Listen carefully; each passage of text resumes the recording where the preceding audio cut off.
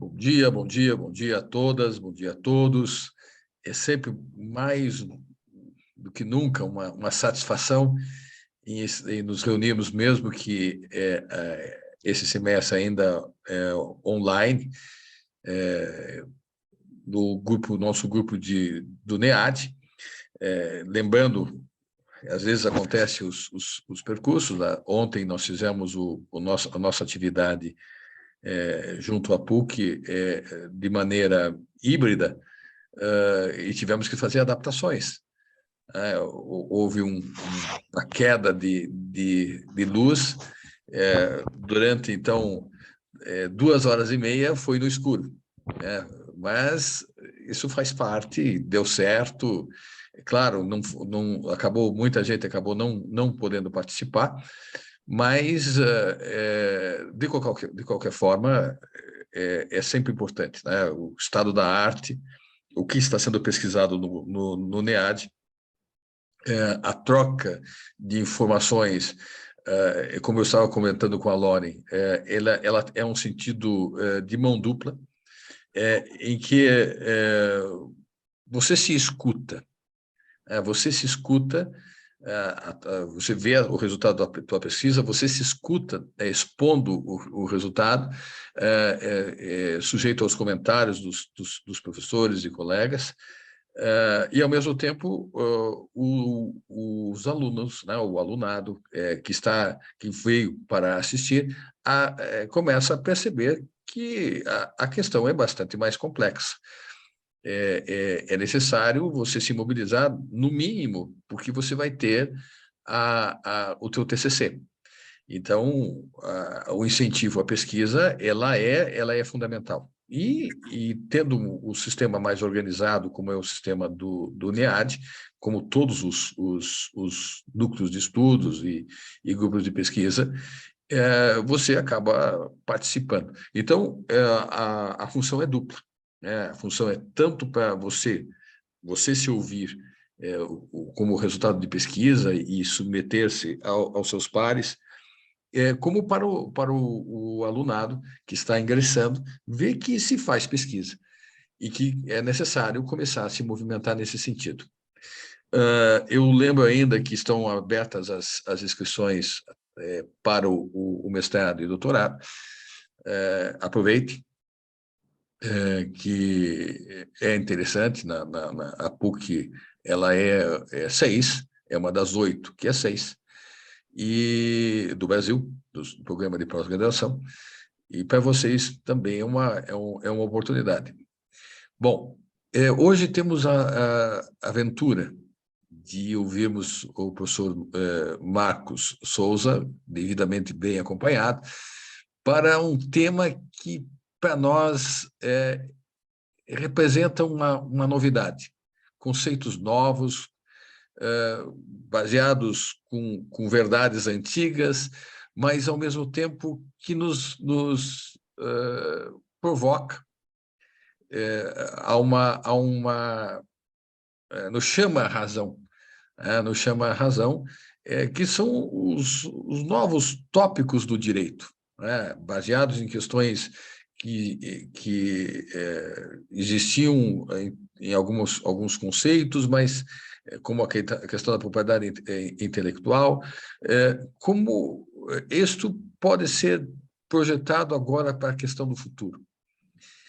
E esta provocação vai ser conduzida com maestria pelo professor Marcos Souza. Lauren, tem alguma coisa a comentar? Eu vou mandar de novo o edital do mestrado no grupo do WhatsApp, que eu estou mandando assim para as pessoas se inscreverem, e boa sorte na apresentação para vocês. Professor, meu querido amigo, a palavra é sua. Bom dia, então, professor Luiz Alexandre. Bom dia, meus queridos amigos do NEAD. Por exemplo, professora Juliana, professor Eduardo, minha querida amiga de sofrência de mestrado e doutorado, né, Letícia. E queria aqui apresentar a vocês, então, a culpada por essa apresentação, que é a minha orientanda de TCC na Uninter, né, a Regina Cláudia Cruz Prestes. Então, ela me trouxe o tema da questão da regulamentação das marcas no metaverso, e aí eu ainda joguei o peso nas costas dela, porque eu estava começando a estudar pluralismo jurídico e cogitei se seria possível a gente achar uma solução pelo pluralismo jurídico. Vamos falar disso lá no finalzinho da apresentação. Então, a Regina Cláudia é alguém que já trabalha no dia a dia com propriedade intelectual na editora, mas ela resolveu vir para esse lado das marcas e foi um desafio bastante interessante. Então, o trabalho ele vai ser dividido em duas partes, né? Então, a Regina ela vai nos trazer aí uma contextualização e vai nos trazer alguns conceitos que são importantes relacionados às marcas, e dali, então, vai falar também do metaverso, né, dentro dessa contextualização, e depois eu vou apresentar alguns problemas e algumas possíveis soluções, mas já alertando a vocês que é um trabalho ainda no meio, né? Então, ainda temos muita coisa para pesquisar. Então, o que nós vamos trazer para vocês são algumas reflexões. Então, Regina, por favor, aí, se sinta à vontade e seja bem-vinda. O seu áudio. Obrigada. Muito obrigada novamente, professor Marcos, né, pelo convite, pelo estímulo ao estudo do tema, por toda a ajuda nessa trajetória. Muito obrigada ao professor Dr. Luiz Alexandre pela oportunidade de participar desse grupo de estudos, que é o NEAD. É uma novidade para mim, mas eu estou muito feliz de estar aqui e agradeço pela recepção tão calorosa e amigável. E eu agradeço também aos presentes pela sua participação no evento e para nos ouvir aqui falar sobre esse tema. Bem, o nosso trabalho pretende estudar, como o professor bem colocou, sobre como que o direito pode se valer para proteger os direitos dos titulares das marcas no metaverso. Para começar, vamos falar um pouco sobre ele, o metaverso, né? Eu acho que eu não compartilhei a minha tela com vocês, perdão. Um momentinho.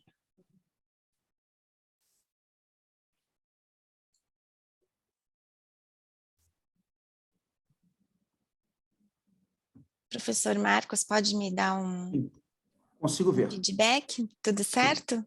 Estou vendo, perfeitamente. Muito obrigada. Pois bem,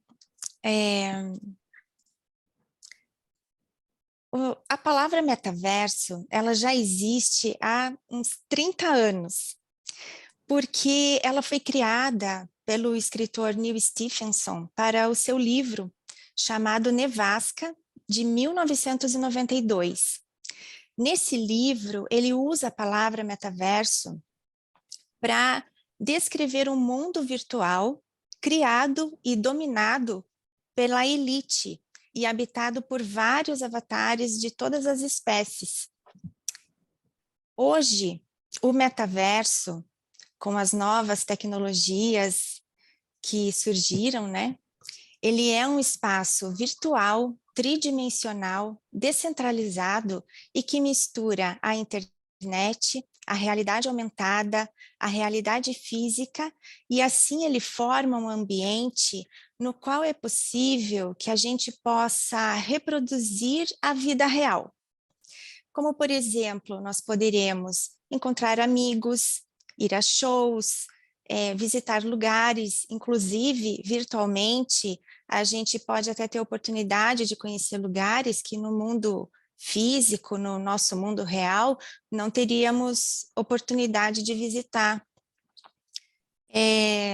Nesse metaverso, a gente também vai poder andar por ruas, conhecer lojas, shoppings. Será possível também trabalhar, fazer compras e contratar serviços nesse ambiente. Tudo isso será feito por meio de avatares, que nós deveremos criar para poder assumir essa nossa persona virtual dentro do metaverso. Porém, assim como acontece no mundo real, essa imersão na internet também vai propiciar a prática de atos ilícitos, como, por exemplo, a violação de marcas, a concorrência desleal, violação de direitos autorais, né? Crimes contra a honra, estelionatos, isso só para citar um exemplo. Recentemente saiu uma notícia que um metaverso, porque já existe ações sendo realizadas nesse ambiente virtual, e recentemente houve até uma notícia que uma pessoa reclamou que um avatar apalpou outro avatar sem autorização, e reclamando um assédio moral, um assédio sexual ali, entre avatares no mundo virtual. Bom, pois bem, alguns conceitos que nós trouxemos aqui sobre o metaverso e que gostaríamos de compartilhar com vocês. O primeiro conceito apresentado pela empresa Meta. A empresa Meta é a antiga Facebook, né? E esse conceito está mais focado nas experiências que o metaverso pode proporcionar. E ele fala que o metaverso é um conjunto de espaços virtuais, os quais você pode criar e explorar com outras pessoas que não estão no mesmo espaço físico que você. Você pode estar com seus amigos, trabalhar, jogar, aprender, comprar, criar e muito mais. Segundo a marca, não é necessariamente sobre passar mais tempo online, mas sim tornar significativo o tempo em que você está online. E um outro conceito que nós trouxemos, focado no direito, diz que o metaverso é um universo virtual baseado em ambientes digitais que funcionam em redes criadas por organizações autônomas descentralizadas. E nesse sentido, em um metaverso, as transações são formalizadas via blockchain e não há, a princípio, uma lei específica que incida sobre as relações sociais ali estabelecidas. E esse trecho final é bem importante para o nosso estudo. Bom, então o metaverso, ele é a evolução da internet como conhecemos hoje. É a evolução de 2 dimensões para o 3.0, para a internet em 3 dimensões. Sendo que a imersão total no ambiente virtual é a palavra de ordem aqui. Para acessar esse metaverso, é necessário ter uma internet muito mais rápida do que essa que nós conhecemos hoje. A internet 5G, ela é 100 vezes mais veloz, porque assim ela tem a capacidade de suportar e de gerir todos os componentes para o funcionamento de todas essas interações dentro do metaverso. É preciso ter um celular, um computador, mas para que você tenha uma experiência completa de realmente vivenciar essa imersão, é necessário o uso de um óculos de realidade aumentada e os fones de ouvido também. E, claro, ter o seu avatar. Inclusive, a criação do avatar, cada um vai fazer o seu avatar dentro do metaverso e ele pode ser exclusivo também, e um dos atos ilícitos possíveis dentro do metaverso é justamente cópia de avatares. Como que você vai proteger o seu avatar de uma cópia, de ser copiado? Por meio desses avatares é que nós poderemos, então, trafegar lá no metaverso, encontrar pessoas, e esse avatar é que vai fazer com que a persona física e a persona digital se unam em uma só realidade. O que acontece com uma afeta a outra. A ideia é que esse transitar pelo metaverso se torne algo tão natural e cotidiano que as pessoas chegarão a confundir a vida real com a vida virtual. E não saberá mais distinguir se tal produto ela comprou numa loja física ou numa loja no metaverso, se aquela reunião ou aquele show que ela participou, se aquilo foi no mundo, vamos chamar, né? Estou aqui nomeando o mundo real, o mundo virtual. Pois bem, esse mundo virtual de que nós estamos falando aqui, ele já é conhecido no âmbito dos videogames. Há vários jogos onde se pode jogar online, interagindo com outras pessoas que estão fisicamente em lugares diferentes que você. Porém, todas estão juntas em um mesmo ambiente digital dentro desse jogo. Alguns exemplos que nós elencamos aqui é o jogo Second Life, que é de 1999. Claro que foi evoluindo até chegar no que ele é hoje, com toda a tecnologia, imagens em 3D, enfim. O jogo The Sandbox também é de 2012, já faz um tempo. O jogo Fortnite, que foi aberto ao público em 2017, é muito conhecido. E cabe lembrar também do jogo Pokémon Go, que foi uma febre durante um tempo. Nesse jogo havia um mapa de localização real, onde as pessoas se dirigiam até esse local real, onde eram inseridos os Pokémons virtuais e que precisavam ser caçados pelos jogadores reais. Ou seja, o jogo inserindo elementos do mundo virtual no mundo real, criando uma interação entre esses dois universos, entre as pessoas reais e os Pokémons virtuais o tempo todo. Mas o termo metaverso, ele ganhou visibilidade realmente agora, mais recentemente, quando Mark Zuckerberg, o dono do Facebook, mudou o nome do Facebook para Meta. E ele fez isso justamente em alusão ao metaverso, para anunciar a criação do seu próprio mundo virtual. E quando eu digo criação do seu próprio mundo virtual, é porque o metaverso não é algo único. Haverá, na verdade, uma série de metaversos, né? Várias empresas ou qualquer pessoa poderá criar o seu próprio metaverso. E cada metaverso provavelmente será representativa daquela comunidade, dos interesses, ou haverá metaversos realmente destinados aos negócios, à comercialização de produtos e de serviços. Um exemplo que eu posso citar aqui é a marca Adidas, que já anunciou a pretensão de construir o seu próprio metaverso, chamado Adverse. Ele ficará dentro de uma plataforma já existente, que é a do jogo The Sandbox, que já comentamos. Bom, além de promover a interação entre as pessoas, todas essas experiências que nós já comentamos aqui no mundo virtual, as empresas estão apostando no metaverso como uma forma de fomentar os seus negócios nesse mundo virtual. Atualmente já existe a comercialização de produtos dentro desses jogos que nós falamos, dentro dos jogos virtuais.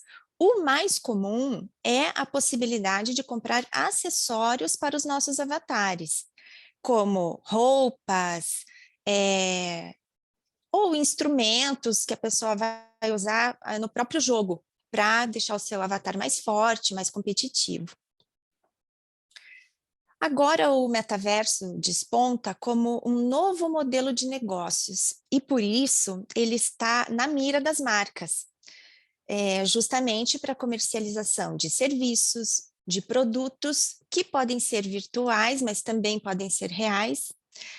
Já vou explicar sobre isso. E também na área de entretenimento, como shows, como já falamos também. As interações comerciais realizadas dentro do metaverso serão feitas por meio de criptomoedas e poderão extrapolar o virtual, vinculando-se ao mundo real. Um exemplo, nós podemos citar. Imagine que nós estamos com o nosso avatar no metaverso e a gente possa entrar em uma lanchonete virtual, sermos atendidos por um outro avatar, que é de uma pessoa real, que está trabalhando nessa lanchonete no metaverso. Vamos pedir um sanduíche e nós vamos receber o produto na nossa casa física, na nossa casa real. Essa é a ideia da McDonald's. E por esse motivo, ela solicitou o registro da marca nos Estados Unidos para operar especificamente um restaurante virtual no metaverso, mas com essa possibilidade de entregar o alimento na casa real das pessoas. Você veja que a implicação que isso vai ter no âmbito do direito. Primeiro, os dados, os teus dados passam a ser conhecidos, você vai ter que divulgar os teus dados, tua residência, teu IP. Imagine as consequências disto. Se isso for mal utilizado, qual o tipo de proteção, qual a questão que se pode ter. Isso é um aspecto que realmente nós estamos num momento novo dessas relações sociais. Eu realmente vamos ver o que vai acontecer nesse impacto. Continue, está muito interessante. Que bom, professor, que está interessante.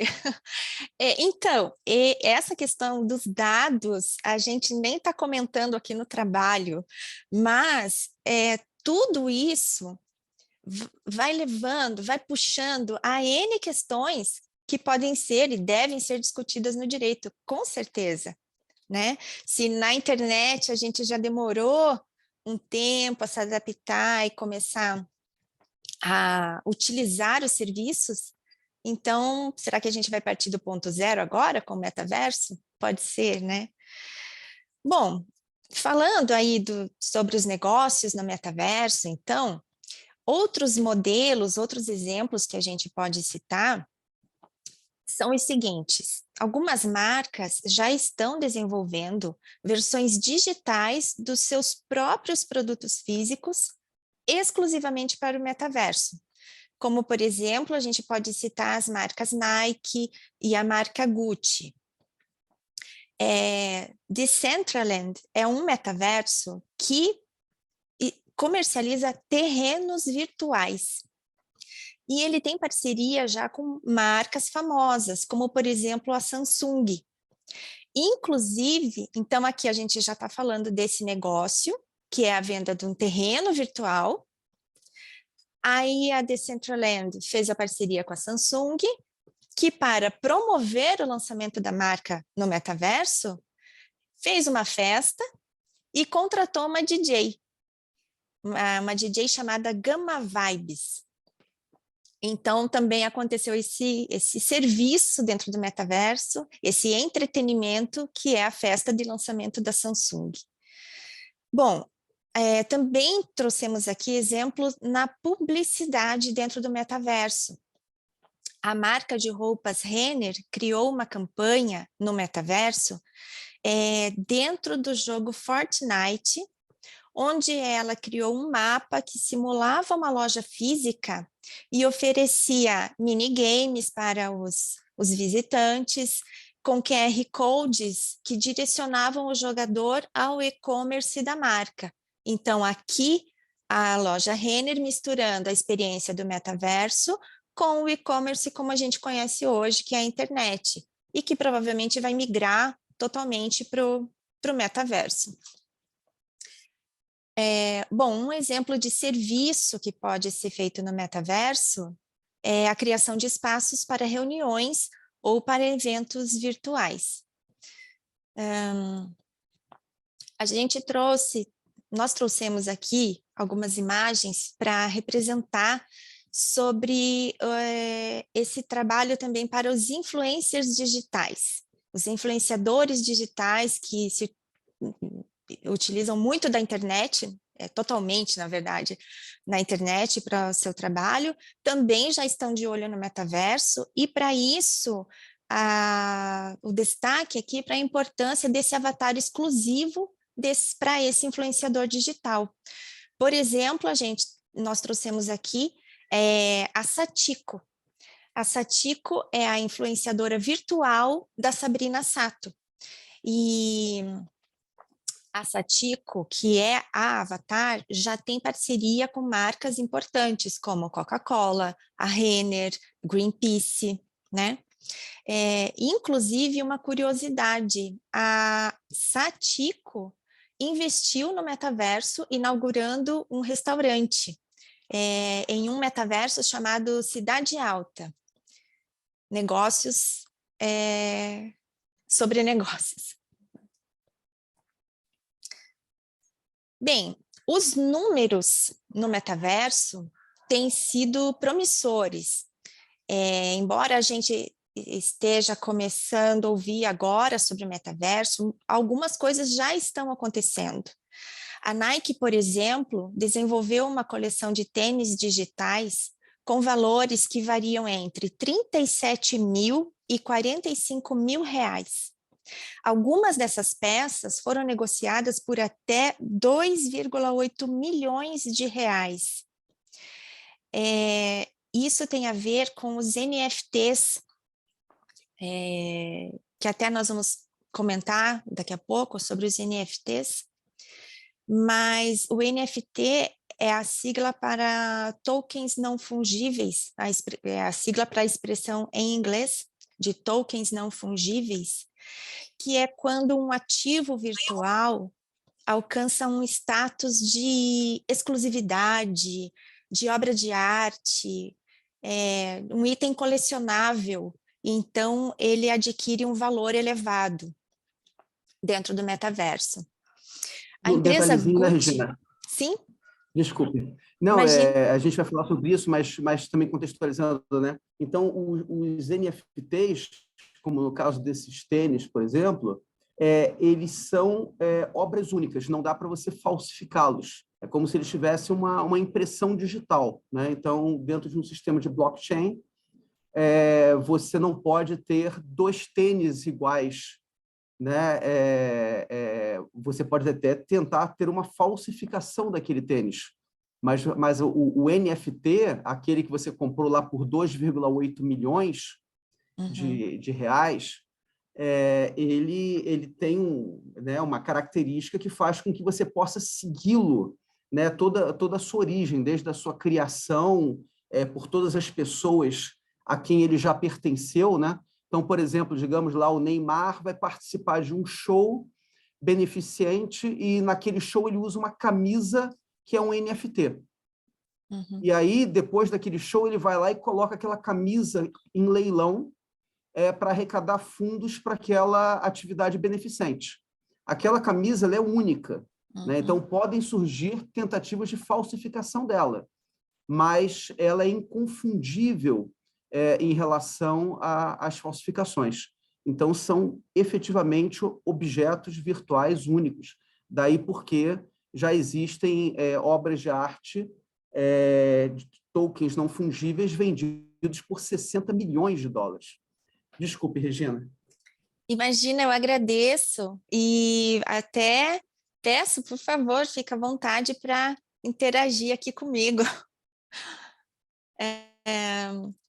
Bom, seguindo nessa toada, a gente trouxe aqui também o exemplo da Gucci, que vendeu uma bolsa virtual dentro de um jogo por 22 mil reais. Acredita-se que a experiência que nós vivemos mundialmente com a pandemia da Covid-19 possa alavancar essas interações no metaverso e também este novo modelo de negócios, porque durante a pandemia foram colocados em prática negócios virtuais pouco utilizados até então, como, por exemplo, o teletrabalho, a compra de roupas por meio de provadores virtuais, até mesmo pedidos de alimentos em casa.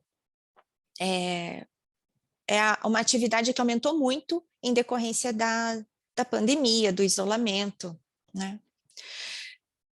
Ainda falando de valores, a estimativa é que, em 4 anos, 30% das organizações mundiais terão produtos ou serviços dentro do metaverso, e pelo menos 25% da população mundial passará ao menos 1 hora por dia no ambiente digital. E a previsão é que seja movimentado o valor de 13 trilhões de dólares até o ano de 2030. Esses valores, de fato, são muito expressivos. E diante de tudo isso que nós estamos falando até aqui, parece que o metaverso apresenta somente vantagens maravilhosas para as marcas, que obviamente já estão de olho nesse mercado, como um meio de expansão da sua marca, atualização dos seus negócios. Porém, é possível vislumbrar neste cenário algumas possibilidades de conflitos, como o professor Luiz Alexandre já comentou também, né? E possibilidades de conflitos entre as marcas dentro do metaverso. Para que a gente possa prosseguir, antes é importante destacar alguns aspectos específicos sobre a marca, de acordo com o direito marcário como se apresenta hoje. A marca é um sinal de suma importância para o seu titular. Ela representa a procedência e a qualidade do seu produto ou do seu serviço. É por meio deste signo que o empresário faz investimentos para cativar a sua clientela, que, por sua vez, reconhece esses produtos ou serviços por intermédio dessa marca. Há casos em que a marca se torna tão forte que o produto passa a ser conhecido pelo nome da marca, como exemplos clássicos. A gente pode citar aqui Gillette, Coca-Cola, Xerox, não é mesmo? Bem, o registro da marca no INPI, que é o Instituto Nacional de Propriedade Intelectual, ele é uma condição para que essa marca se torne protegida, para que uma pessoa se torne o titular dessa marca e possa exercer o seu direito de exclusividade sobre ela e também de impedir cópias ou outros usos não autorizados dessa marca. Bem, um detalhe, não é possível registrar uma marca idêntica ou similar a outra que já tenha sido registrada anteriormente. Alguns princípios que norteiam o registro das marcas são o princípio da especialidade e o da territorialidade. O princípio da especialidade quer dizer que para efetuar o registro de uma marca, é necessário que o requerente indique exatamente o tipo de produto ou de serviço com que ele deseja atuar, para que então este serviço ou produto seja protegido. Então, haverá a especificação desse produto ou do serviço de acordo com uma classificação internacional de produtos e serviços de NICE. É a classificação de NICE adotada pelo INPI aqui do Brasil, também é adotada por vários outros países. E nessa classificação existe uma lista de cerca de 45 classes sobre diversos tipos de produtos e de serviços. Diante disso, então, segundo essa norma e esse princípio da especialidade, é possível existir duas marcas iguais, mas com produtos registrados em classes distintas, como, por exemplo, que vocês podem ver na tela, a loja de roupas Renner e a loja de tintas Renner, que apresentam exatamente o mesmo nome, porém, com produtos em classes, em especialidades distintas. Outro princípio Nossa, um parênteses, desculpe. Gente, Sim. Então, esses dois princípios que a Regina estava apresentando, o princípio da especialidade e da territorialidade, eles vão ser fundamentais para a discussão que a gente vai ter sobre o metaverso. Tá? Então, ela está tendo aqui o cuidado não de trazer princípios assim como uma curiosidade, né, sobre a natureza das marcas e tudo mais, mas é porque esses dois princípios, especialmente o da especialidade, eles vão ser fundamentais para a discussão do metaverso. Obrigado, Regina. Eu que agradeço, professor. Bom, então, dando sequência, o outro princípio que nós queremos trazer aqui é o princípio da territorialidade. Quer dizer que o registro precisa ser depositado no país ou nos países em que o empresário desejar atuar. E então ele vai receber proteção para efetuar os seus negócios somente nesses países. Então, é possível que existam marcas iguais, mas situadas em países distintos, como, por exemplo, um supermercado Prezunic no Brasil e um supermercado Prezunic na França. Por mais ali que a palavra tenha uma letra ou outra diferente, a pronúncia é igual e possível de causar confusão, se estivessem no mesmo ambiente, juntas na mesma cidade, por exemplo. Cabe falar aqui também que estes princípios não se aplicam para as marcas de alto renome ou para as marcas notoriamente conhecidas, como, por exemplo, McDonald's, Sadia, Gucci, que nós já falamos aqui, Pirelli é uma marca também ou de alto renome ou notoriamente conhecida. Um exemplo é o Boticário, muito conhecido aqui no Brasil. Então, ela é uma marca notoriamente conhecida aqui no Brasil. Então, eu não poderia criar um hotel chamado O Boticário, porque o INPI não ia concordar, não está fora aqui das regras do registro das marcas. Bem, todo esse cuidado tem a intenção de evitar justamente a confusão entre marcas ou a associação de produtos com marcas alheias. Bom, feitos esses apontamentos, como o professor Marcos explicou que são importantes para o que nós vamos tratar lá na frente, vamos falar agora sobre esses possíveis conflitos que podem acontecer entre as marcas no metaverso. Um dos possíveis conflitos é a concorrência desleal. É impossível prever quais serão os produtos e serviços que um ambiente como o metaverso poderá inspirar. Serão tantos quanto o mercado suportar, né? O mercado oferecer essas oportunidades de negócios. Sob essa perspectiva, no ano de 2021, começou uma verdadeira corrida das marcas para a inclusão dos seus produtos e serviços no metaverso. E para isso, as marcas começaram a pedir registros dos seus produtos e serviços em especialidades distintas voltadas para o ambiente virtual. Por exemplo, nós elencamos aqui um pedido feito pela Nike. Ela solicitou registros em classes que abarcam, por exemplo, bens virtuais para download, brinquedos e acessórios para uso online, especificamente em mundos virtuais, serviços de loja de varejo online com mercadoria virtual, serviços de entretenimento, fornecimento online de calçados, vestuário e tantos outros itens, acessórios de moda, brinquedos e acessórios para uso em ambientes virtuais. Também a empresa Vogue realizou esse tipo de registro para os seus produtos.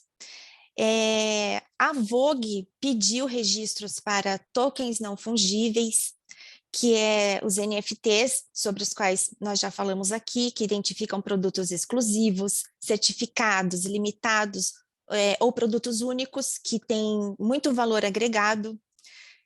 A Vogue também pediu para produtos virtuais, para download, também a ver com vestuário, perdão, e acessórios de moda, de cultura. Tudo focado em ambiente virtual e produtos para uso online.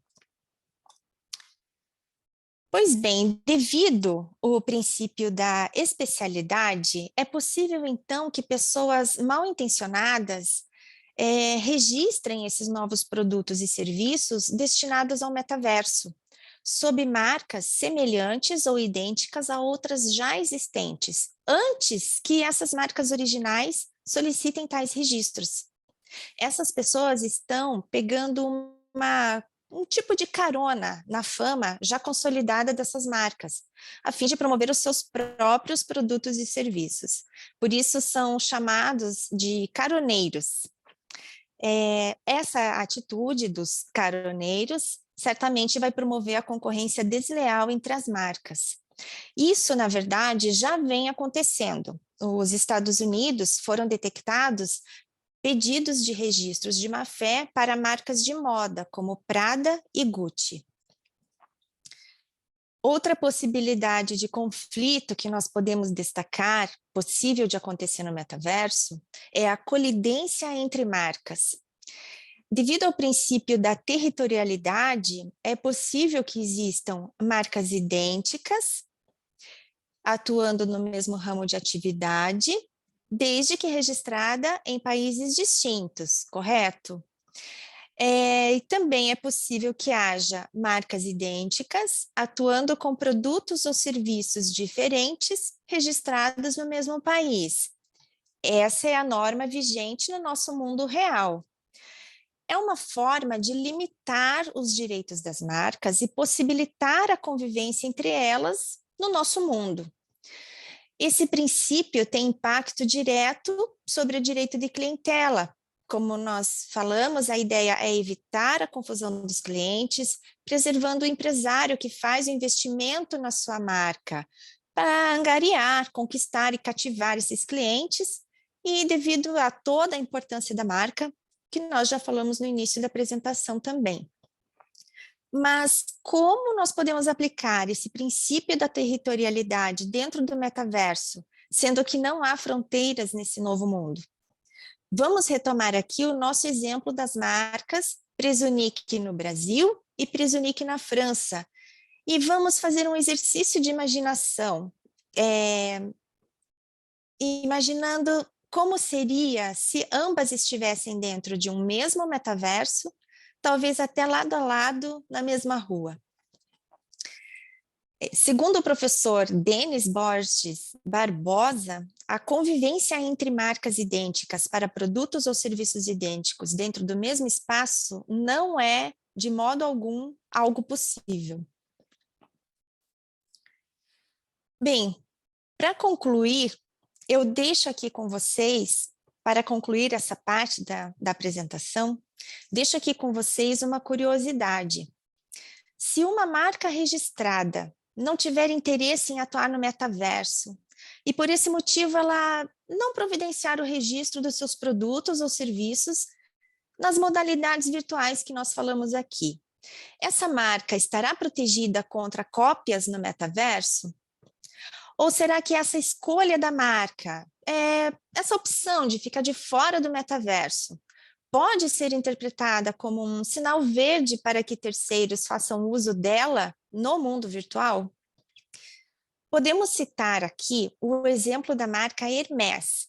É uma marca francesa de bolsas, cujas criações têm valor elevado. Elas são tidas até como investimento, muito além de ser um simples acessório de moda.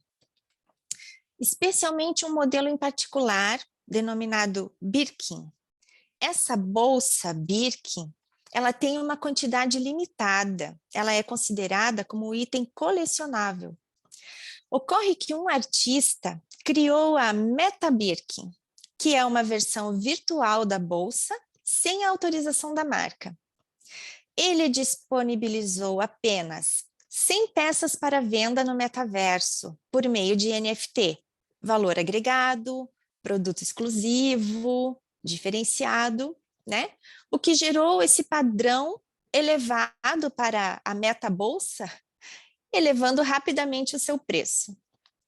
Até então, a marca Hermès não havia feito qualquer movimentação no sentido de registrar os seus produtos para o ambiente digital.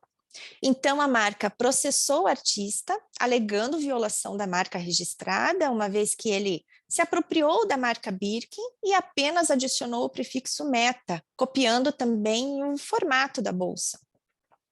Já o artista alega que essa acusação é infundada, uma vez que as Meta Birkins são, na verdade, obras de arte, não são falsificações das bolsas reais.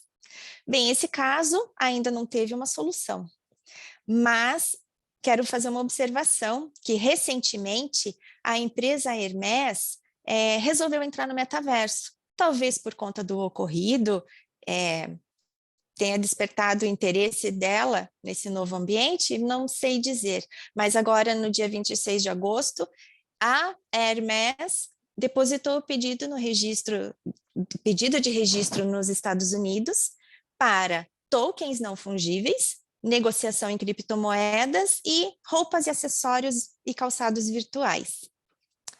Bem, até aqui nós falamos um pouco sobre o metaverso, as novidades que ele apresenta para o mundo dos negócios, levantamos alguns questionamentos sobre esses possíveis conflitos, né, que podem ocorrer entre as marcas no metaverso.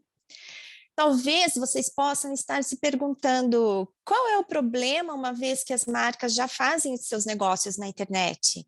Mas a diferença é que a internet ainda tem aquele registro do domínio, que a vincula ao país de origem, o que realmente não existe no metaverso, sendo totalmente desvinculado de qualquer fronteira. Bem, encerramos aqui essa parte da apresentação com uma pergunta. Mais uma pergunta, né?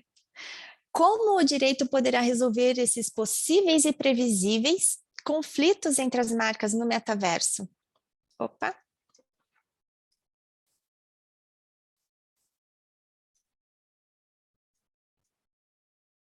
Aqui, perdão. Essa é a pergunta que fica. Como o direito poderá resolver os possíveis e previsíveis conflitos entre as marcas no metaverso? Finalizando aqui essa parte da apresentação, eu agradeço novamente pela oportunidade, pela atenção de todos vocês, e passo a palavra para o professor Marcos, que dará sequência à exposição. Muito obrigada. Muito bom. Muito obrigado, Regina. Então, ela jogou ali a pergunta, né? Não sei se eu irei respondê-la, mas é sobre isso que a gente vai aqui refletir a partir de agora. Alguns pontos tratados pela Regina eu vou voltar a mencionar num outro formato. Os meus slides não são tão bonitos quanto os dela, mas deixo então aqui eu compartilhar com vocês. Primeiro, na verdade, olha lá, peraí. Deixa eu primeiro eu fazer. Olha ali, professora Franciele, que legal ter você aqui hoje. Quando está colocando, a pergunta é interessante. Será que nós podemos colocar em uma dicotomia o mundo real e o mundo virtual, aplicar as mesmas regras de algo que, a partir da nossa premissa da realidade concreta para a realidade virtual, valem as mesmas regras? Isso é uma pergunta complexa, realmente extremamente complexa. Eu não sei. Eu sei que tinha um anime no Netflix que trabalhava exatamente com essa realidade virtual. Projetando para alguns anos do futuro, eles têm tem o seu próprio avatar e tem toda uma sociedade, e alguém simplesmente desliga o retorno, né? Eles não conseguem retornar ao mundo real, não conseguem desplugar sem que a cabeça explodisse, né? Tem um controle. Então, eles passam ali 2 anos naquela realidade virtual, que passa a ser para eles a única realidade. É uma série que já saiu de cartaz do Netflix, mas era bastante interessante dessa discussão dos limites, né? A questão da discussão dos limites. E esse teu tema acaba sendo uma boa pergunta. Uma boa pergunta. Pois é isso que também nos angustia. E o NEAD é um bom lugar para a gente colocar as nossas angústias. Então, essa segunda parte, eu apresento alguns problemas que a gente identificou, não todos, tá? Então, amanhã é curta. Problema número 1, né? A Regina ela mencionou a questão da classificação internacional de Nice, né? Que são as classes que nós usamos na hora que nós vamos registrar uma marca. Então, você vai, por exemplo, registrar...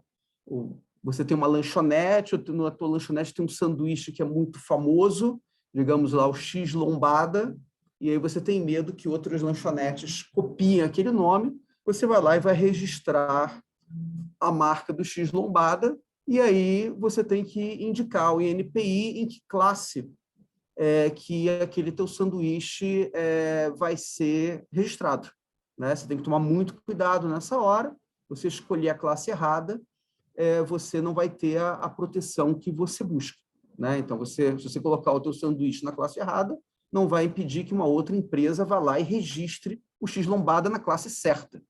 E aí ela mesmo proíba você de usar a tua marca, né? Eu já tive clientes, né? Eu tive um cliente aqui em Curitiba que ele tinha uma loja de móveis famosa, com 3 ou 4 filiais espalhadas aqui pela Grande Curitiba, e ele registrou a marca, mas o contador dele esqueceu de renovar a marca. Então, passados 10 anos, né, ele deixou de ser o titular daquela marca e veio uma outra empresa e registrou. Tá? E aí, justamente, entram aí os princípios, né, do direito marcário, mas especialmente nesse momento que nos interessa a questão do princípio da especialidade. Então, se nós pegarmos lá uma Gucci ou uma Hermès, né, elas, em algum momento do passado, registraram os seus produtos nos Estados Unidos, na Europa, no Brasil, né, dentro de determinadas classes relacionadas aos produtos do mundo físico. Tá? Aos produtos do mundo físico. Mas a marca registrada de um objeto virtual que tem a forma de uma bolsa no metaverso, ela não terá necessariamente a mesma classe de Nice que essa bolsa tem no mundo físico. Então, essas empresas, durante anos, investiram na proteção das suas marcas dentro dos seus produtos tradicionais, né? Hermès existe desde o século XIX. Agora, mal comparando, vejam, digamos que nós tenhamos lá uma marca de canhões, imaginem, canhões de armamento, né? Os canhões Krupp. E aí a Krupp foi lá e registrou a marca Krupp para canhões, no mundo todo.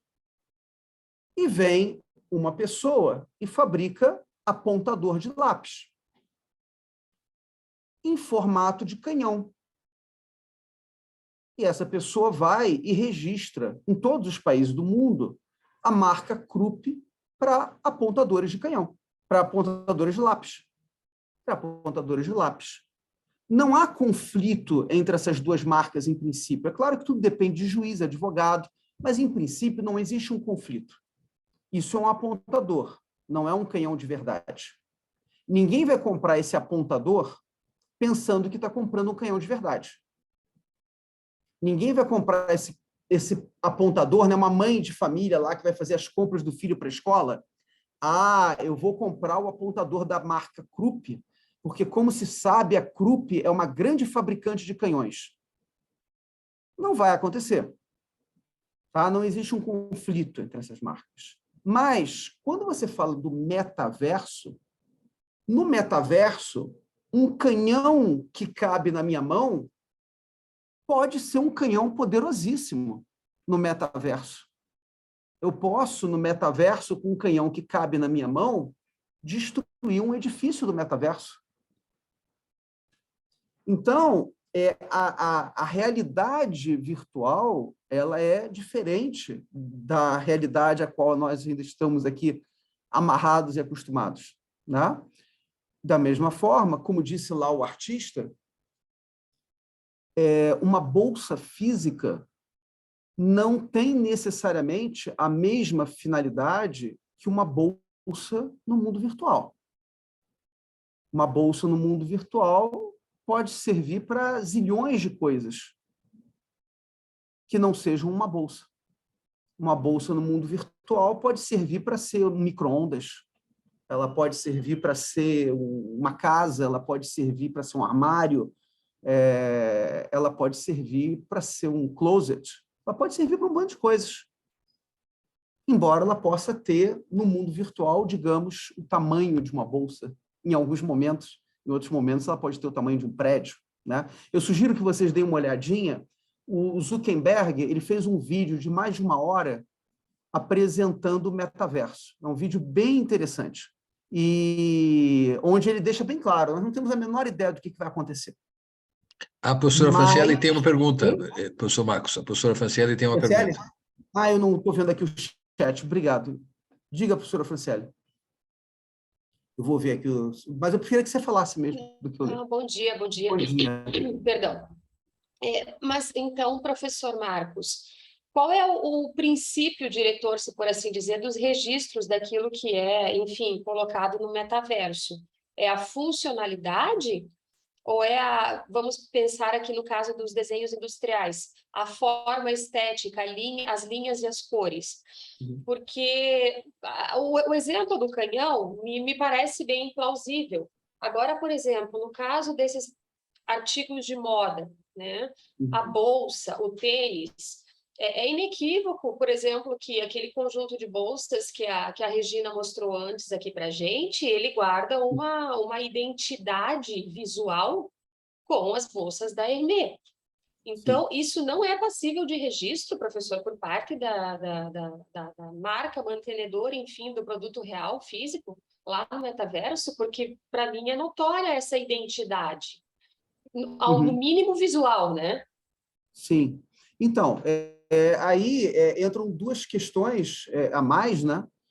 Inclusive, me parece que a Bruna está trabalhando com isso, a questão do direito autoral e a questão do desenho industrial. É a Bruna que está trabalhando com isso? Agora me deu um branco. Não, não é a Bruna, não, né? Também, É a professor. Bruna e a Lígia. E a Lígia, isso. E a A Lígia, gente está exatamente. estudando. Então, aí nós temos, né, na questão da bolsa, nós temos 3... oh, meu Deus do céu!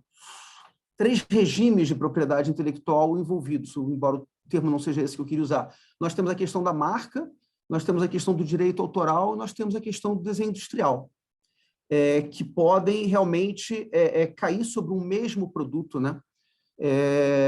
Então, assim, nesse trabalho aqui, a gente está vendo mais a questão da marca. E aí, e a tua pergunta é totalmente pertinente, e deve aparecer, talvez, no próximo slide. Então eu vou te responder essa pergunta dentro da questão das marcas. Mas vamos voltar a essa questão de direito autoral, vamos dar umas pinceladas aí também. Então, a pergunta da professora Franciele é extremamente pertinente, né? Então, o que a gente vai apresentar aqui nesse primeiro problema? É a questão do princípio da especialidade, que justamente não se tocou a Hermès de cara, né? Mas que outras empresas se preocuparam. Então, quando a gente fala da questão da bolsa, né? Então, como se viu na primeira parte, a marca de bolsa Birkins, e aí a gente está falando da marca, e não da questão do direito autoral, do desenho industrial, ela pode pertencer à Hermès no mundo físico. Então, a Hermès ela tem a marca de bolsas Birkins. Enquanto que a marca de um objeto virtual semelhante a uma bolsa, ela pode pertencer a um outro artista. Por quê? Porque a bolsa física, no mundo real, ela vai estar, dentro da classificação de Nice, na classe 18. E o artista, ele pode registrar lá o seu produto no mundo virtual como um aplicativo de informática, um programa de computador passível de download. Então, quando o teu avatar ele compra uma bolsa, ele está comprando, na verdade, um objeto virtual passível de download, essa é uma das possibilidades, ou não passível de download, eu vou falar daqui a pouquinho. E esse objeto que ele está comprando tem a cara de uma bolsa do mundo físico. Mas o registro da marca, ali no caso, não é o registro de uma bolsa, é o registro de um produto passível de download, né? Então, mas que pode, eventualmente, estar violando um direito autoral ou um desenho industrial. Essa aqui é a questão, que aí um dia aí, tanto a Lígia quanto a Bruna vão trazer para a gente essa discussão, né? Mas esse programa de computador que está tendo um download, ele pode ter a cara de uma bolsa, mas a função dele pode ser totalmente diferente ao de uma bolsa. Então, ele não é uma bolsa, necessariamente. Ele pode servir para várias outras coisas. Ele pode ser, por exemplo, um aplicativo para ouvir música, mas que no mundo virtual tem uma cara de bolsa. Tá? Então, isso daí... Bom, e aí tem a outra questão, né? Na classe 41, a gente vai ter os NFTs, que também são diferentes da classe 18 da Bolsa. Na classe 41, a gente vai ter um produto virtual único, que não é passível, portanto, de reprodução, de downloads, como a gente está acostumado, né? Então, seria, né, no caso desse artista aí, do Mason Rothschild, ele fez 100 bolsas exclusivas, cada uma única, né? Que ele chama de uma obra de arte. Ele diz, não é uma bolsa, é uma obra de arte em forma de bolsa. E aí entram questões interessantes envolvendo marcas e direitos autorais, né? Tem lá um artista famoso que ele gosta de pintar quadros onde ele mistura a marca Coca-Cola com símbolos do socialismo. E já foi discutido se isso era violação de marca. E a jurisprudência nos Estados Unidos é que não é violação de marca. A Coca-Cola ela tem um lado que é cultural, e essa mistura dele, da marca Coca-Cola, com o Lenin, por exemplo, é considerado como sendo algo voltado para a arte, para os direitos autorais, e que não seria uma violação de marca, né? E aí tem na legislação de marcária, né, tem essa possibilidade lá dentro das exceções ao direito marcário, né, existe a questão da referência às marcas em obras de arte. Então, por exemplo, se eu escrevo um livro e eu digo que a minha personagem ela está dirigindo o Audi XPR LP3, o fato de eu citar a marca Audi no livro, e aí está lá escrito Audi no livro. Então, eu estou reproduzindo a marca Audi no meu livro. Mas aquilo não é considerado violação de marca. Então, dentro do direito marcário, existem as possibilidades de você fazer referências às marcas dentro de uma obra de arte, dentro de um filme, dentro da literatura, né? Então, isso tudo, claro, eu não estou com isso dando uma solução final para as dúvidas interessantíssimas trazidas pela professora Franciele, mas dizendo como a gente tem pano para as mangas aí para a questão da discussão, né? Tudo depende do lado que a gente vai estar. Se a gente vai estar do lado do titular da marca ou do artista, tem bons argumentos aí dos dois lados, né? O que eu quero primeiro aqui ressaltar é isso, é que as empresas não podem dormir de touca, né? Então, elas não podem acreditar que o registro que elas fizeram de suas marcas, dos seus produtos físicos, vai lhes dar uma proteção necessariamente no mundo virtual. E, como apresentou lá a Cláudia, não significa que vai impedir que caroneiros, e aí caroneiros é um termo que a gente usa como um termo técnico, né, no direito marcário, não vai necessariamente impedir que os caroneiros se aproveitem da distração dessas empresas, como aconteceu no caso da Hermès, que ainda não está resolvido, claro. Então, uma empresa titular de uma marca já reconhecida, ela não apenas, se ela dormir de touca, ela não apenas vai oferecer carona a um meta pirata, como também ela poderá ficar impedida de atuar nesse novo mercado. Então, dependendo das circunstâncias, um produto que ela tenha no mundo real corre o risco dela eventualmente não conseguir comercializar a versão virtual dela, desse produto, se ela não tiver as devidas atenções, né?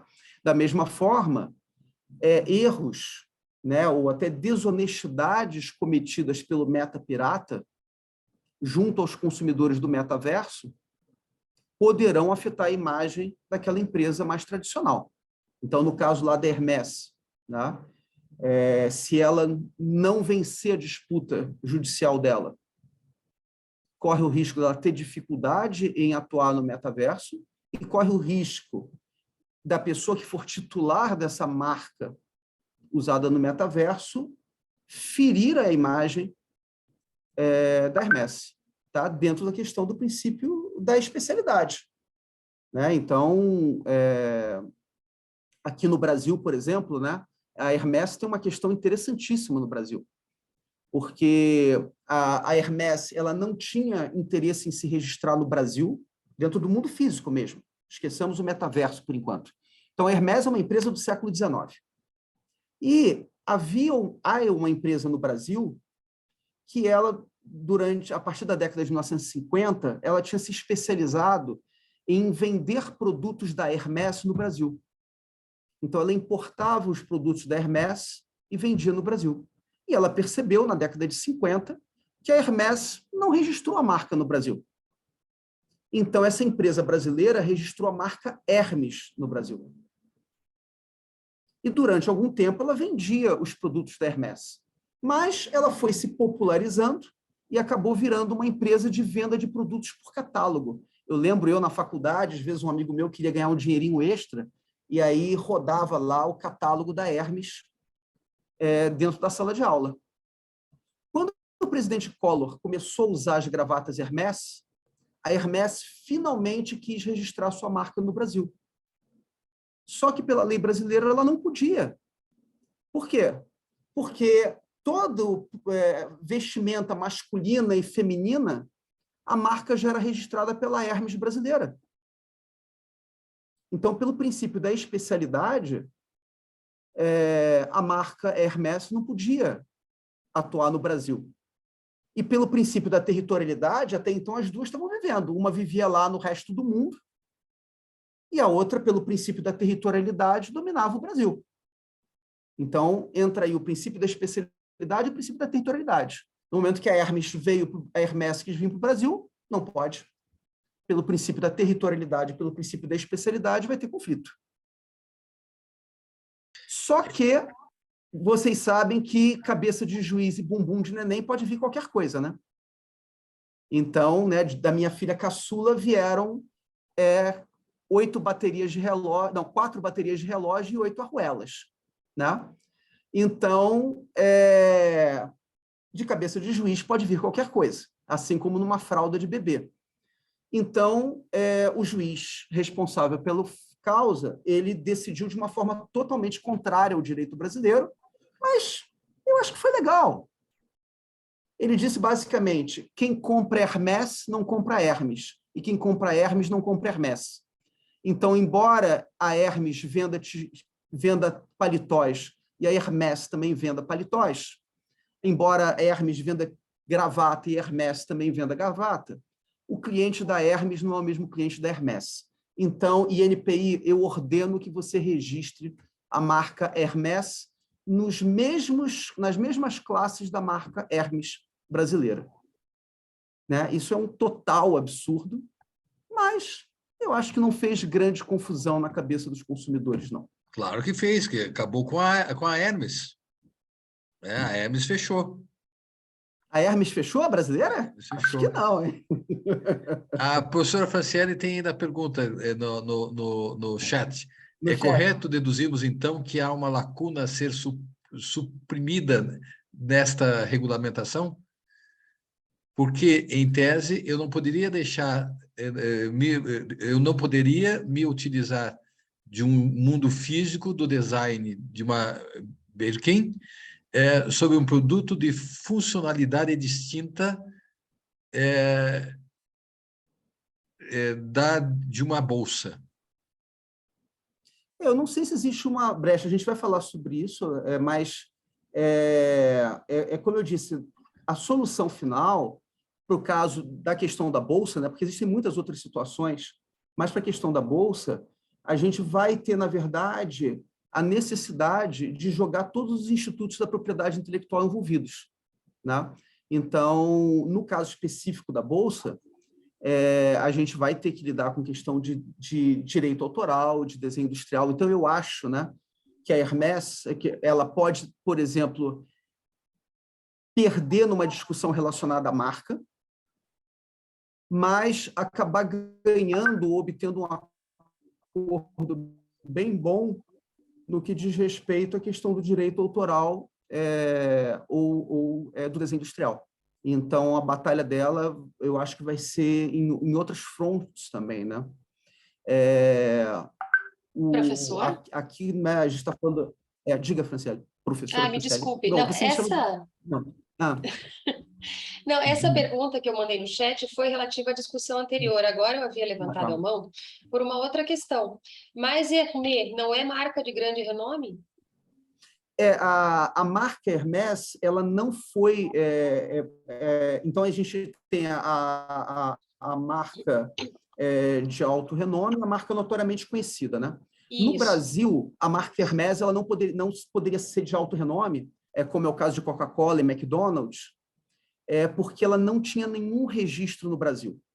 E o conceito de marca de alto renome é que você precisa estar registrado no país. E aí você está registrado no Brasil, protegido em todos os ramos de atividade, em todas as classes. É o caso da Coca-Cola e do McDonald's. A marca notoriamente conhecida, aí sim, é uma marca que não precisa estar registrada no Brasil, mas que é notoriamente conhecida no seu ramo de atividade. Então, nesse caso, a gente teve a questão da Gucci. A Gucci foi uma empresa que também não teve interesse em se registrar no Brasil. Aí, uma socialite paulista, ela resolveu criar uma loja de roupas Gucci num shopping da moda em São Paulo. Então, essa socialite paulista, ela registrou a marca Gucci no Brasil para roupas e acessórios femininos e masculinos, foi até a Ásia, contratou fábricas na Ásia para fazer roupas de alto padrão, fez toda uma linha de roupas, abriu a loja Gucci no Brasil e vendeu produtos de alta qualidade. E aí causou uma tremenda confusão, porque mulheres paulistas e homens também ficaram enlouquecidos com aquela loja Gucci em São Paulo, de repente, e com produtos que eram caros, mas não tão caros quanto o da Gucci em Paris, por exemplo. Então, a pessoa, nossa, eu comprei uma blusa da Gucci, paguei só R$2.000. A outra, isso não é nada, eu comprei um sapato da Gucci, paguei só R$3.000. Aí ficaram enlouquecidos. Aí a Gucci italiana ficou sabendo. E aí ela conseguiu derrubar a marca da socialite paulista por conta da questão da marca notoriamente conhecida. Então, não era uma marca registrada no Brasil, mas ela já era notoriamente conhecida na parte de roupas e acessórios masculinos e femininos. Perfeito, no caso mas da em relação Hermès, a outro... Isso, não se aplicou isso, então? no caso da Hermès, o que aconteceu é que nós já tínhamos uma Hermes no Brasil que era famosíssima nesses ramos, só que no ramo popular. Mas no ramo popular, todo mundo sabia que existia uma Hermes que vendia por catálogo roupas e acessórios. Então, aí ela não conseguiu por esse caminho daí. Aí ela alegou que a Hermes brasileira era uma caroneira. o juiz falou, é verdade, a Hermes brasileira é uma caroneira. Só que ela é uma caroneira desde 1950. Como é que eu agora vou, 70 anos, 60 e poucos anos depois, dizer para ela que ela não pode mais ser caroneira? Né? Então, o juiz ele foi por essa solução salomônica, né? Totalmente contrária ao direito brasileiro. Então, tá bom. Obrigada, professor. Isso. Desculpe pelas intervenções. Nada, nossa, Imagina. como eu agradeço. Como eu agradeço. Fica muito melhor. Então, essa questão do problema número 1, né, ela envolve essa questão do princípio da especialidade. Então, as empresas elas têm que ficar espertas, né, e entender que a representação virtual do produto delas no mundo virtual não tem necessariamente a mesma classe do mundo real. Problema 2 é a questão, é um desdobramento do problema 1, é a questão da regra do first to file. Então, em geral, no direito brasileiro, no direito dos outros países, quem pede o registro primeiro é o dono.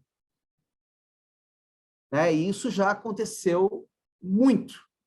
Né? Não é uma regra absoluta, mas a questão é assim, você pode ter no Brasil 10 bares que se autodenominam bar do alemão. Como, de fato, a gente tem bar do alemão no Brasil inteiro. A marca vai pertencer àquele que pediu o registro primeiro. E aí ele vai ser o titular da marca em todo o território nacional. Tá? Então, isso é uma coisa que facilita as pessoas de má fé. Então, a marca Hermès, ela existe há muito tempo, desde o século XIX. Agora, para um determinado produto novo virtual, que esteja fora daquelas classes registradas pela Hermès no mundo inteiro, o caroneiro, se ele for o primeiro a pedir o registro naquela classe, em princípio, a marca vai ser dele. Tá? É claro que existem situações e situações. Né? Por exemplo, se eu for registrar a marca Neymar para um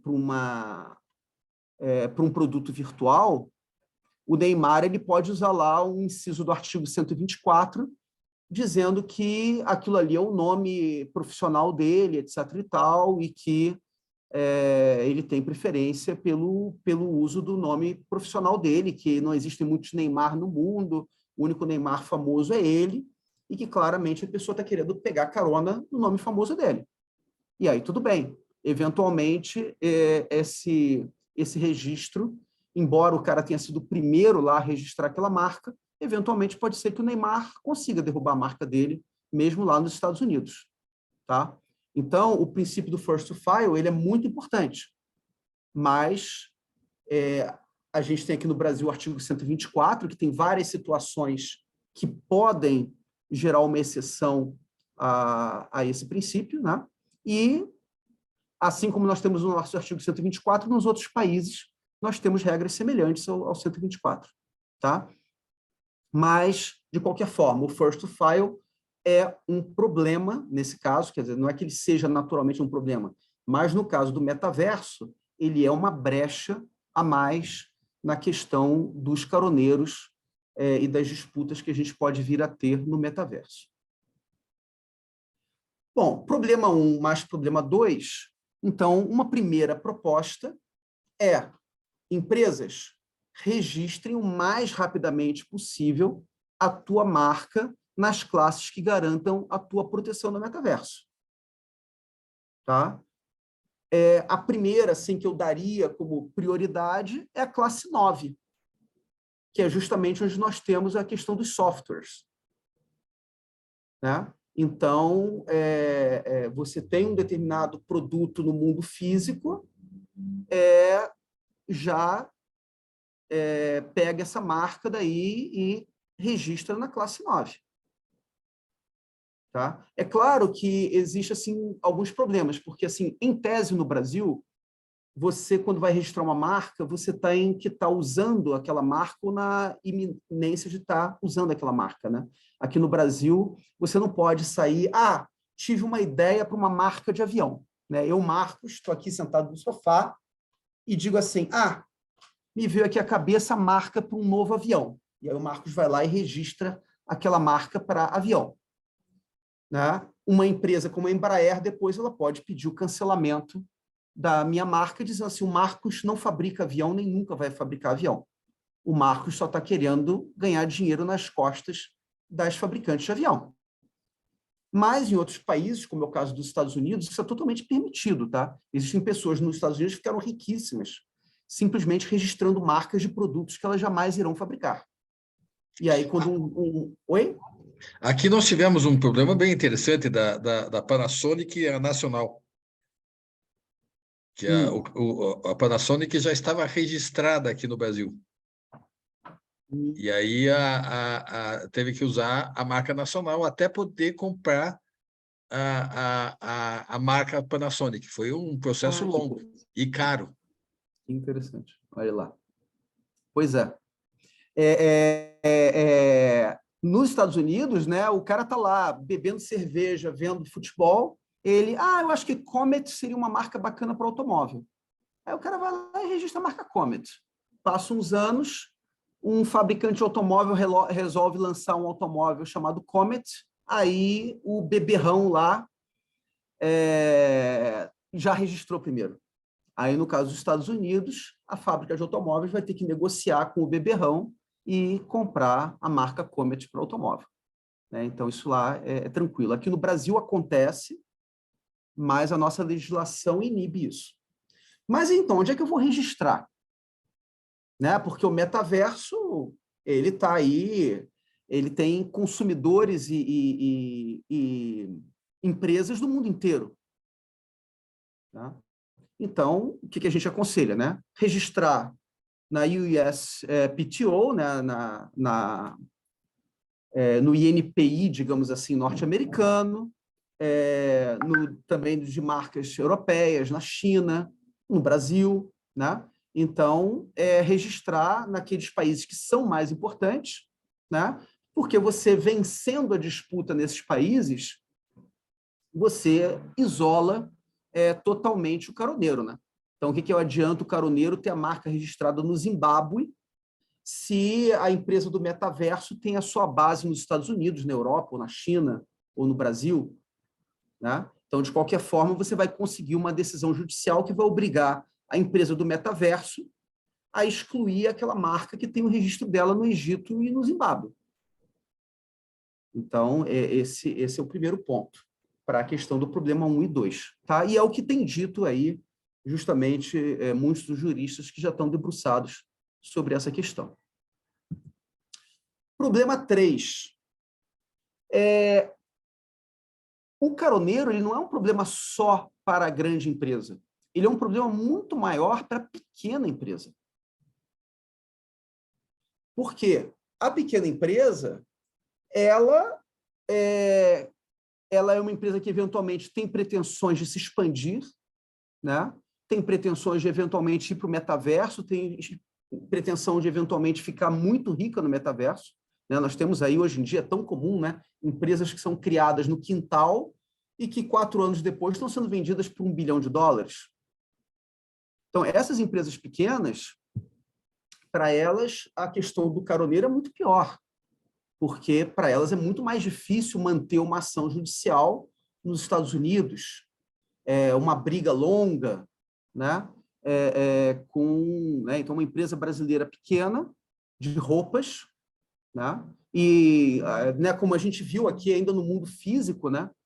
O caso bem interessante de uma brasileira que desenvolveu, aí no caso não era uma questão de marcas, mas de desenho industrial e de direito autoral, um biquíni rendado. E aí uma turista americana teve aqui no Brasil, comprou numa praia lá no Nordeste 2 biquínis dessa moça e simplesmente copiou os biquínis dela e produziu eles em escala industrial e vendeu no mundo inteiro. E a coitada da brasileira penou para conseguir uma indenização por essa violação aí do direito autoral dela. No chat tem mais alguma dúvida aí, Regina? Não, professor, por Tranquilo. enquanto não. Tá. Muito bem.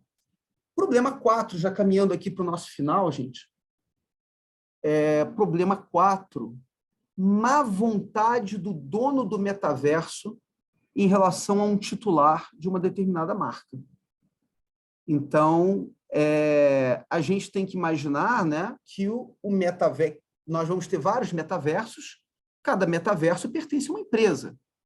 Né? Então, a gente vai ter o metaverso do Facebook, o metaverso da Meta. Né? Então, cada metaverso ele pode vir com a história do My Metaverso, My Rules. Tá? Então, como a gente tem no Facebook. Então, você vai lá e escreve alguma coisa no Facebook, o Facebook entende que aquilo ali é contrário à política do Facebook, ele vai lá e apaga aquilo que você escreveu. E aí você alega assim, mas isso é violação de liberdade de expressão, você está violando a minha liberdade de expressão. Mas o Facebook fala, tudo bem, me processa. Né? Então, o hospedeiro de um metaverso, ele detém um mecanismo simples, contratual, para impedir o funcionamento de alguma marca em seus domínios. Né? Então, por exemplo, vai lá a Coca-Cola e diz lá para a Meta, escuta, eu quero exclusividade para a venda de refrigerantes e espaço publicitário para a Coca-Cola no teu metaverso. Eu não quero que a Pepsi atue no teu metaverso.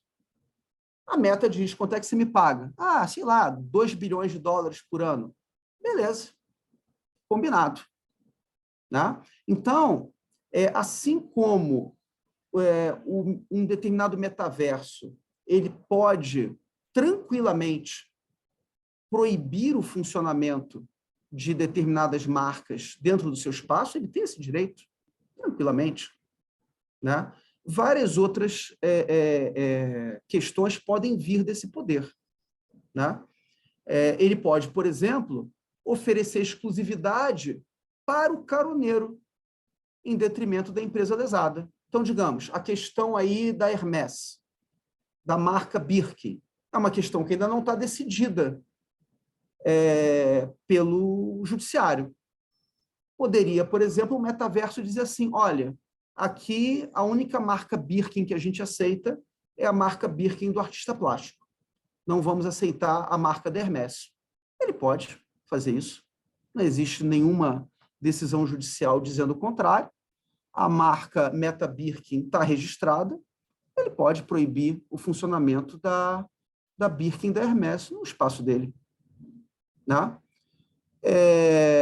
Pode também, contratualmente, exigir que a Hermès tolere a Meta Birkin. Olha, Hermès, você quer funcionar no meu metaverso?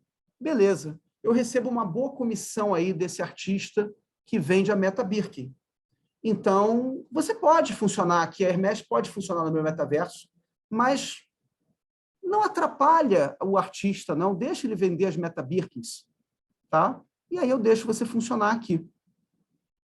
Então, questões contratuais podem fazer com que o funcionamento dentro do metaverso ele possa ser diferente daquilo que a lei está dizendo.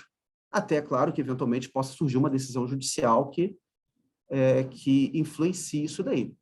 Né? Então, a existência de um dono para cada metaverso pode ser um problema, mas também pode ser uma solução, ainda que essa solução possa ser uma solução tirânica. Né? Mas problemas vão acontecer todos os dias dentro do metaverso, envolvendo tudo, né? Como, por exemplo, a Regina falou lá, da pessoa que passou a mão no corpo da outra dentro do metaverso. Então, o metaverso, a gente não faz a menor ideia do tipo de interações que ele vai criar e do tipo de ética que ele vai acabar criando, né?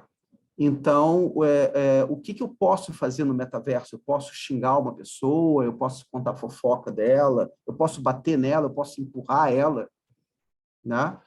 Eu posso proibir ela de entrar num determinado espaço.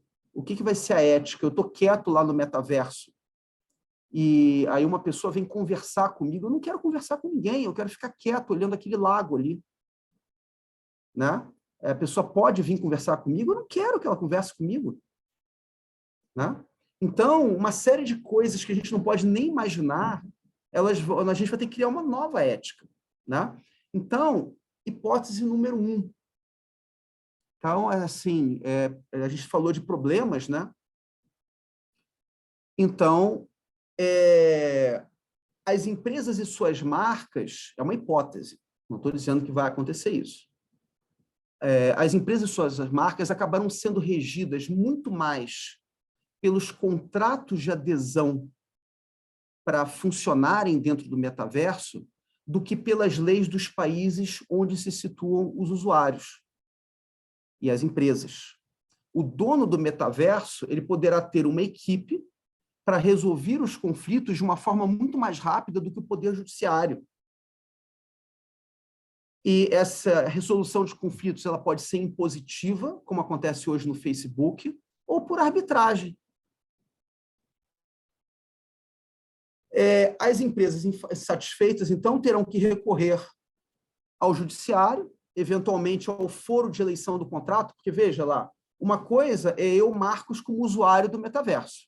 Então, eu entrei lá como um cliente do metaverso, eu quero só passear, tomar banho no lago, etc. e tal. A outra é uma empresa, Coca-Cola, Hermès, McDonald's, Renner. Elas, quando entrarem no metaverso, elas vão entrar com outro tipo de contrato. Um contrato de empresa para vender produtos e fazer publicidade. E a dona do metaverso vai ter um contrato especial para ela. E a dona do metaverso, o que ela quer? Paz, tranquilidade e ganhar dinheiro. Então, em relação a essas empresas que são fornecedoras de produtos e de serviços, o contrato vai ser um contrato que provavelmente não vai ser um contrato vinculado ao nosso Código de Defesa do Consumidor. Vai ser um contrato entre fornecedores e fornecedores. Aí, é claro, muita discussão em relação a isso, mas o que eu quero dizer é o seguinte: nesse contrato, a dona do metaverso ela vai colocar a solução para os conflitos. E é claro que a solução dos conflitos dela não vai ser a justiça brasileira. Vai ser um foro de eleição lá em Nova York, vai ser uma arbitragem. Algumas coisas vão ser decididas por ela mesma, dentro de um código de ética do metaverso. Então, nós vamos ter como se fosse a criação de um direito do metaverso para cada metaverso. E aí vem a hipótese 2, que é o tal do pluralismo jurídico. O pluralismo jurídico, né, nós temos aí doutrinas a respeito disso, né, eu gosto muito do Antônio Manuel Espanha, mas existem outros autores, aqui no Brasil tem o Antônio Carlos Volckmer, né? O pluralismo jurídico ele foi pensado não para isso daqui. O pluralismo jurídico ele foi pensado para o direito das comunidades, para um direito que ele é criado naturalmente dentro de cada comunidade. Então, você tem lá, por exemplo, uma comunidade LGBT. E dentro da comunidade LGBT, você tem determinados códigos de ética, de coisas que você pode e coisas que você não pode fazer dentro daquela comunidade. E as pessoas não vão recorrer à justiça, elas vão recorrer à ética da sua comunidade. Olha, você fez isso ou aquilo com fulano, etc. e tal, você não podia ter feito isso. Ninguém vai dizer assim, mas de acordo com o Código Civil eu posso fazer. Tudo bem, você quer usar o Código Civil, tá bem. Use o Código Civil, mas você está fora da nossa comunidade. Porque aqui dentro a gente tem essas regras que são muito mais rigorosas do que o Código Civil ou o Código Penal. Nós temos a nossa ética. Você quer usar o Código Civil, o Código Penal, você quer processar o fulano, processa. Mas considere-se excluída da nossa comunidade. A mesma coisa existe em comunidades evangélicas, né? Então, você tem lá uma disputa com um irmão da sua comunidade religiosa, você não vai recorrer ao Código Civil. Você vai recorrer às regras de ética da tua comunidade religiosa. Né? Você vê lá numa comunidade judaica em Nova York. Né? Você tem lá uma disputa entre o casal, você vai ter um divórcio. O divórcio ele vai ser depois, digamos assim, materializado, talvez, num divórcio pelo direito americano. Mas as coisas mais importantes, elas vão ser decididas ali pela comunidade judaica, dentro das regras daquela comunidade judaica. Então, isso é o pluralismo jurídico. Então, o direito está cada vez menos controlado pelo Estado. Sempre aconteceu um pluralismo jurídico, sempre existiu. Tá? Mas agora isso é cada vez mais comum. Cada vez você tem mais comunidades onde você resolve os seus problemas sem recorrer ao judiciário e onde as regras não são decididas pelo poder legislativo. São decididas pelas pessoas, são criadas naturalmente pelas pessoas de acordo com usos e costumes. E usos e costumes, inclusive, são fontes do direito. Tá? Então, o direito, ele só existe, como diz lá o Antônio Manuel Espanha, o direito, ele só existe porque algum grupo fala dele, o designa, o refere, dando-lhe um determinado conteúdo e delimitando-lhe um determinado campo de aplicação. Então, por exemplo, a gente tem a legislação de direitos autorais. Né? A legislação de direitos autorais, ela diz que eu não posso modificar a obra de uma outra pessoa sem uma autorização prévia expressa dela. Tá? Mas você tem a Wikipédia.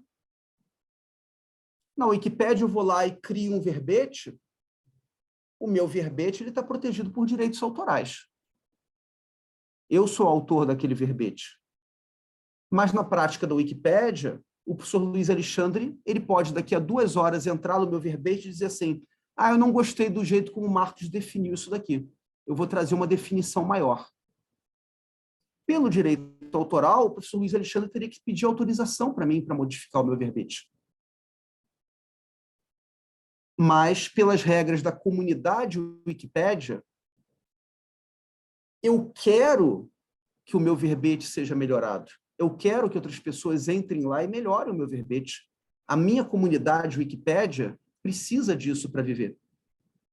Eu não quero amarrar o meu verbete, porque eu sei que tem muita coisa melhor por aí que as pessoas podem melhorar. Então, o Luiz Alexandre vai modificar o meu verbete, depois a Regina, depois a professora Franciele, e por aí vai. E aí, depois de alguns meses, a gente vai ter um verbete gigantesco sobre a Guerra do Peloponeso, do qual participaram 50 pessoas, que violaram totalmente o direito autoral brasileiro. Totalmente. Principalmente no que diz respeito aos direitos morais de autor.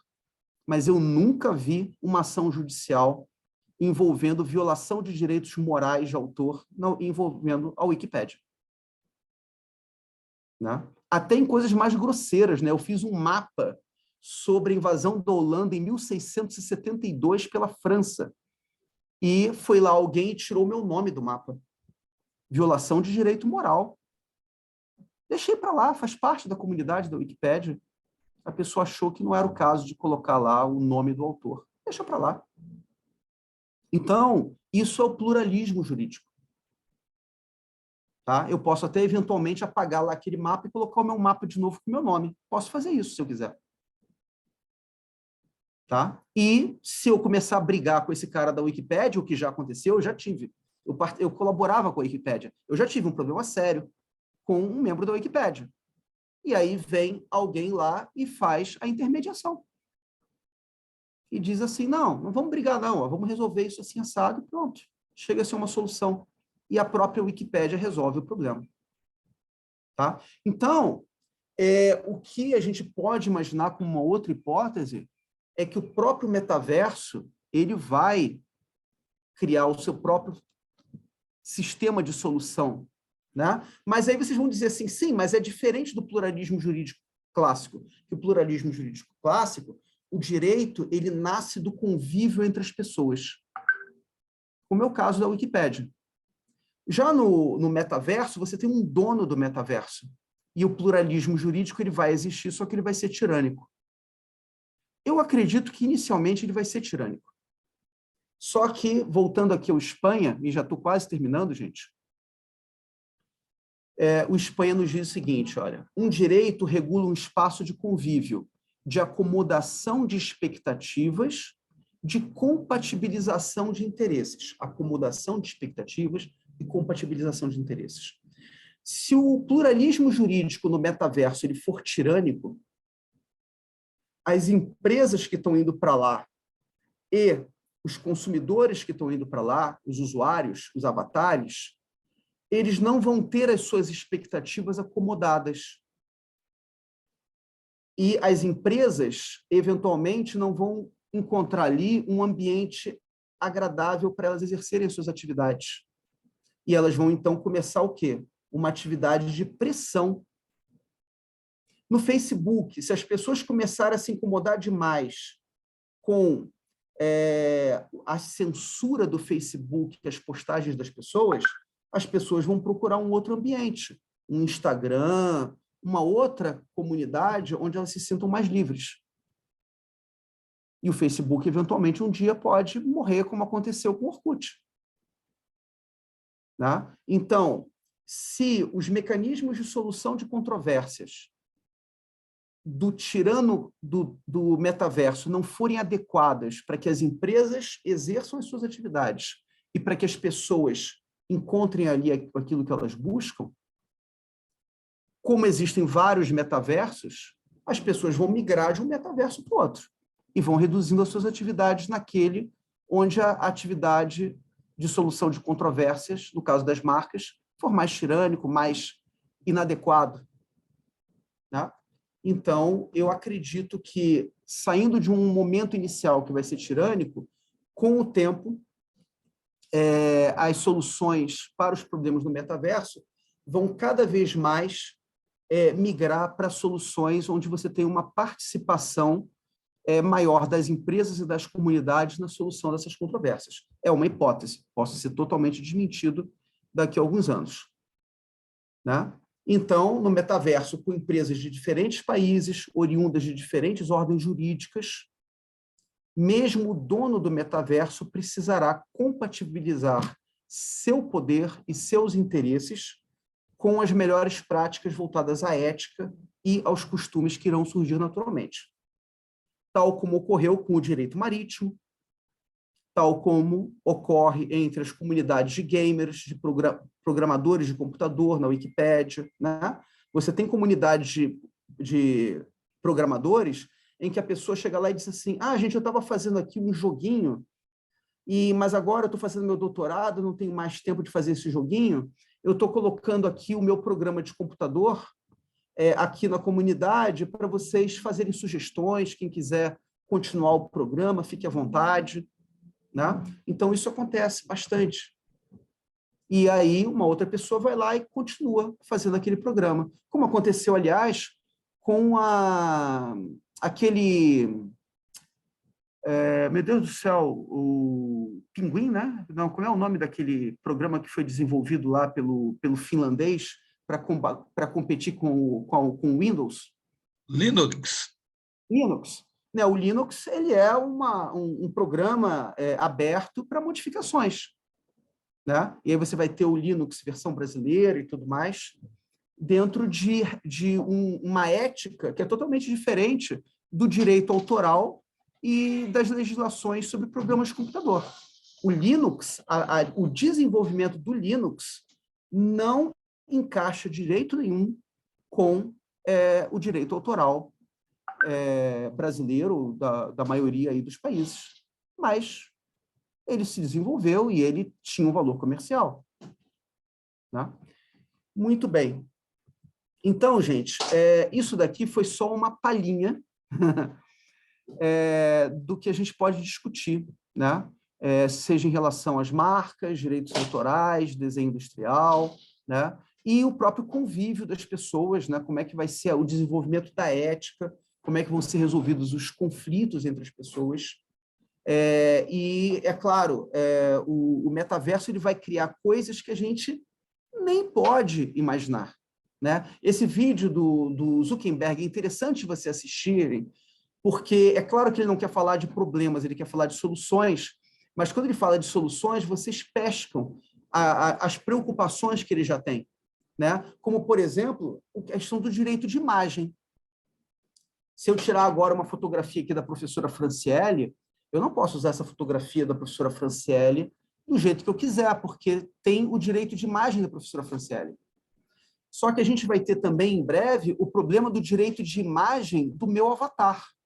Porque se o meu avatar, eu paguei para o meu avatar ser um NFT, como é que a pessoa vai querer usar o meu avatar à la vontade, sem a minha autorização? É um NFT, é um produto exclusivo. Eu paguei $10.000 pelo meu avatar, né? Então, mesmo que o meu avatar seja, sei lá, um gigante verde com 3 olhos, é a minha imagem no metaverso. E não se pode usar a minha imagem no metaverso desse jeito, né? Então, muita coisa aí vai aparecer, e nós, operadores do direito, espero que a gente tenha a sapiência de pegar carona com isso, né? Tanto para diversão quanto para nossas atividades profissionais. Então, primeiro, Regina Cláudia Cruz Prestes, muito obrigado aí por me trazer esse desafio, né?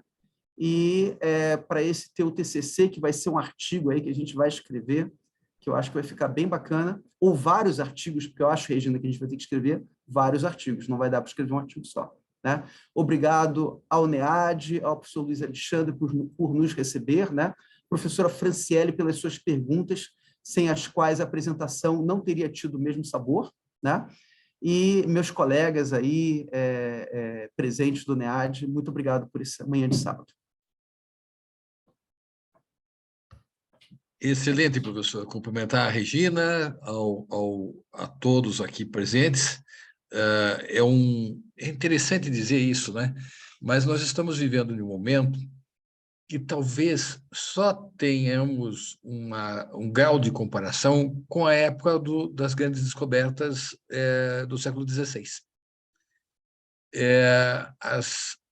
O mundo está em um ritmo, alterando-se em um ritmo tão acelerado que nós não fazemos ideia daqui 10 anos como é que vão estar as coisas. Eu coloquei ali no chat aquela série a que eu me referi, em que, na medida que o professor estava comentando, eu lembrava exatamente desta série, no contexto em que ele marcava desde as lojas, desde da questão do alimento, desde a questão da provocação, em que faziam dentro de uma lógica que é uma lógica diferente do mundo real, mas que é uma lógica em que as pessoas passaram a viver nesse contexto. Então, o que nos espera o futuro? As regras pré-estabelecidas daquele modelo anterior, ao longo da história, com a invenção da internet, ela está sobre novas luzes. Sem dúvida nenhuma, essa é a grande novidade. E o que nós temos aí para o futuro cabe ao direito. O direito sempre corre atrás, né? Ele trabalha um fato pretérito para tentar adiantar algumas questões. E regular, vocês viram que eu coloquei no NEAD uma decisão judicial que ela falando da questão da internet, ela parou no tempo. É uma decisão que para no tempo e que não traduz o pensamento de agora. Vejam a discussão em que nós temos do direito à imagem, do direito à propriedade intelectual, mas do direito da ação privado. O direito da ação privado que vai acabar tendo que regulamentar várias dessas questões. Você tem aí a questão do conflito de leis, a solução do conflito de leis, como é que vai ser dado. Então, as normas em que você vai interpretar as resoluções das questões, ela terá que ser dada pelo direito da ação privada. E não pelo direito nacional propriamente, mas as regras de conexão em que vão se estabelecer isso é um novo mundo. É curioso dizer, né? Nós falamos de marcas, propriedade, mas a resolução ela vai ter que ser dada com novas regras de conexão pelo próprio direito à ação privada. E isto é um tema que muitas vezes nós vamos voltar aqui. Eu cumprimento ao professor Marcos e a Regina pelo tema, que é um tema que nos provoca. Na medida que o professor estava avançando, eu disse, caramba, comentando até com a professora Juliana, que tempos loucos que estamos vivendo, porque as questões das definições em termos bidimensionais, e que o direito sempre nos trouxe, ela não vale mais. Não que eu queira falar da teoria tridimensional do direito, mas a ideia é que nós estamos em outras relações. Então, eu cumprimento a todos e convido-os para a semana que vem.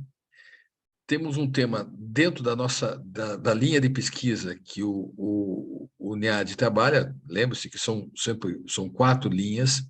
Se agora nós tivemos a questão ligada ao desenvolvimento, a linha que trabalha na questão do desenvolvimento, na semana que vem, nós vamos também trabalhar um tema que é igualmente importante, que vai falar na questão do conflito de jurisdição, em que será a professora Amanda Beckers, o Brasil na Comissão Interamericana de Direitos Humanos. O caso da fábrica de fogos de Santo Antônio de Jesus, que também é interessante.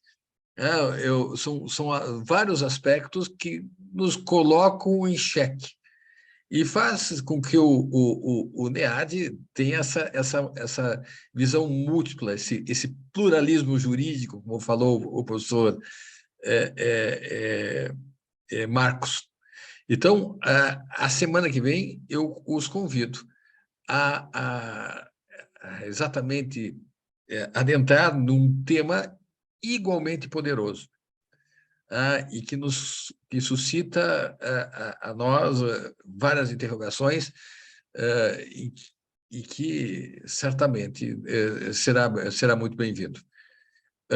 Bom, então, novamente, cumprimento a todos e desejo a vocês um excelente final de semana, tá? E que realmente esse tema que o professor trabalhou, a gente possa refletir, porque há muito que trabalhar, muito que avançar.